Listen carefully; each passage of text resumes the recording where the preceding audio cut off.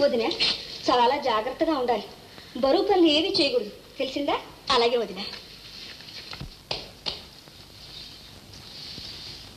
వెళ్ళొస్తాను అత్తయ్య.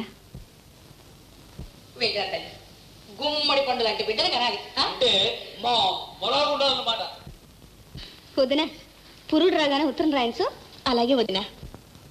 బట్టి రెడీగా ఉందండి. ఆ ఫ్రెండ్ ఇంగ్లీష్ సామాన్లు తీసుకెళ్ళి పెట్టుకో. బిందె జాగ్రత్త. వస్తాను మావయ్య. నీ మేజర్ యోగక్షేమాలు అప్పుడప్పుడు ఉత్తరాలు రాస్తూ ఉండు. అసలే ముసలి ఘట్టం. రే నువ్వు అక్కడే ఉండిపోయావు. అమ్మాయిని దించేసి తిరుగు ట్రైన్ వచ్చాయి. అలాగే నన్ను అలాగే వెళ్ళొస్తాను అత్తయ్య. చూడమ్మా, ఆరోగ్యం జాగ్రత్త. ఆ మిఠాయి ఉండదని నువ్వు ఒక్కదానివే తినాలి, ఎవరికీ పెట్టద్దు. విన్నావా వదిన?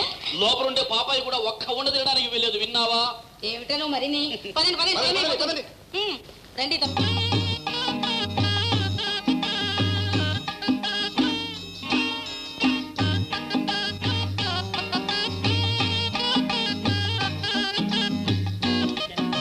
ఈ పౌడర్ రాసుకున్నామంటే సినిమా థియేటర్లా కావచ్చేస్తాం. ఈ సబ్బెళ్ళెట్టు రుద్దుకున్నామంటే నీ ఒళ్ళు దగదగా మెరిసిపోతాయి. నువ్వు ఈ బిస్కత్తులు తిన్నావంటే ఎన్ని కసరత్తులు చేసినా ఆయాసం నీరసం రాదో.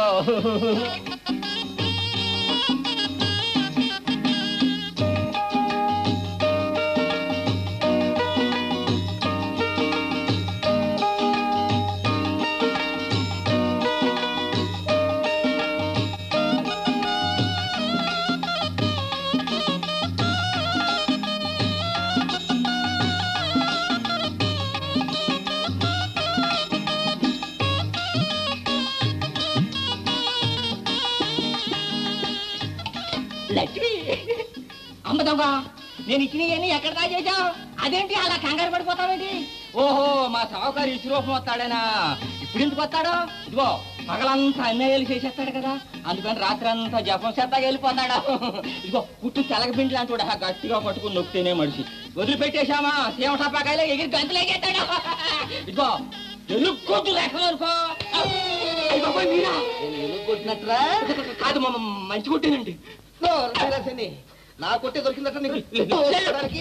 వల్లకాట్లో రామనాథం లాగా అసలే పేరాలు లేక నేడుస్తుంటే మళ్ళా నీ మోహన్ చూపెట్టుకో.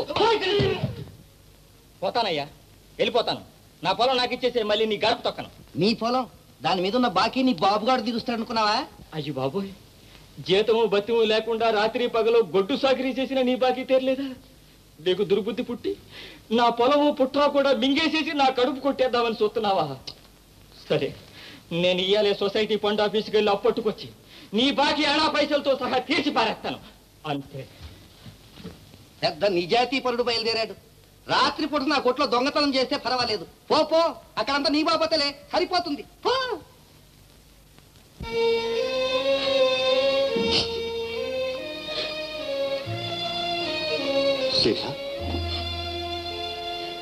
ఇంకా భోంచేలేది? ఏడుస్తున్నాం ఎందుకు? లలిత బాబు ఇవాళ కూడా రాలేదు. ఓ అదే, వెళ్ళక పుట్టింటికి వెళ్ళింది. వాళ్ళు బలవంత పెట్టుంటారు. వేణు కూడా అక్కడే ఉన్నాడు, త్వరగానే తీసుకొస్తాడు. బాబు నదులు నేను కొండలేనండి. సీత, అక్కయ్య బావగారు అంటే నాకు గౌరవం అభిమానం అన్నీ ఉన్నాయి, కానీ నేను మాత్రం వాళ్ళతో కలిసి ఉండలేను. ఏమిటిది లలిత, నీ ధోరణి కొత్తగా ఉంది. నీకేమైనా పిచ్చి పెట్టిందా? ఏమిటి మూర్ఖత్వం? మీరేమనుకున్నా సరే, నా కొడుకు కన్నా ముఖ్యమైనది ఈ లోకంలో నాకు ఇంకేమీ లేదు. వాడికి ఎలాంటి అనర్థం జరగకూడదు. ఎలా చెప్పాలో నీకు తెలియదు, నువ్వు ఊరుకోవే. చూడండి, ఆయన పెళ్ళాలు కాపడానికి వచ్చిన తర్వాత కూడా అన్నదమ్ములు కలిసి ఉండడం అనేది ఈ రోజుల్లో జరిగే పని కాదు. అందరిలాగే భర్తతోటి బిడ్డతోటి వేరే కాపురం పెట్టి స్వతంత్రంగా సరదాగా ఉండాలని అమ్మాయి ఉబలాట పడుతూ ఉంది. అక్కడ మాత్రం సరదాలు స్వతంత్రాలు ఏం తక్కువ లలితకి? అవన్నీ ఆడవాళ్ల గొడవలు, నీకు తెలియవు.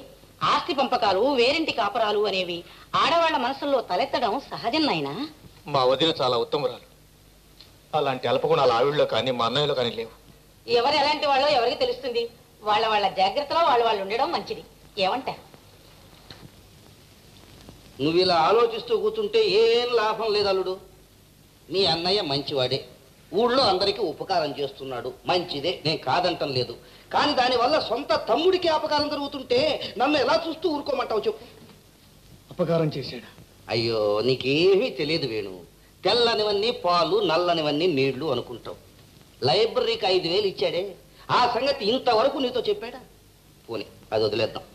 పాఠశాలకు స్థలం ఇచ్చాడు, ఆస్పత్రికి స్థలం ఇచ్చాడు, బోడిముండా కోఆపరేటివ్ సొసైటీకి కూడా స్థలం ఇచ్చాడు. ఈ దానాలు చేసిన స్థలాలన్నీ ఎవరివి అంట? మావే. అక్కడే పప్పులో కాలేస్తున్నావు. అవి నీవి. మీ నాన్న మీ అమ్మకు స్త్రీధనం కింద ఇచ్చాడు. తన ఆస్తి అంతా జాగ్రత్త చేసుకొని మీ ఆస్తి ఊళ్ళో వాళ్ళకి అందరికీ పంచి పెడుతున్నాడు. మీరు చెప్పేంత నిజమేనా? నిజం కాదు, అబద్ధం, పచ్చి అబద్ధం. నేను ఉత్త అబద్ధాల కోరును, సరేనా? కానీ రిజిస్టర్ అయిన దస్తావేజులు అబద్ధం ఆడవుగా. కాలేజీ ఇంటికి చూడు, నీకే తెలుస్తుంది. ఇదిగో వేణు, నువ్వు ఇలాగే నీళ్లు నవ్వులతో కూర్చున్నావో చివరకు నీకు మిగిలేది చిప్ప కర్ర. మామయ్య, నిజం ఎప్పుడూ చేదుగానే ఉంటుంది నాయన.